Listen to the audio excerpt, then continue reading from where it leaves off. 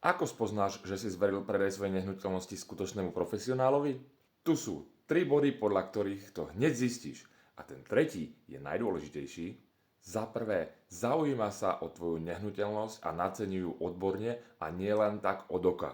Používa dáta, analýzy, nástroje ako PriceHubble alebo CMA analýzu. Druhý, poradí ti drobné zmeny, vďaka ktorým predáš byt rýchlejšie a za viac peňazí. Stačí málo, napríklad správne svetlo, farba, úprava priestoru alebo premiestnenie nábytku.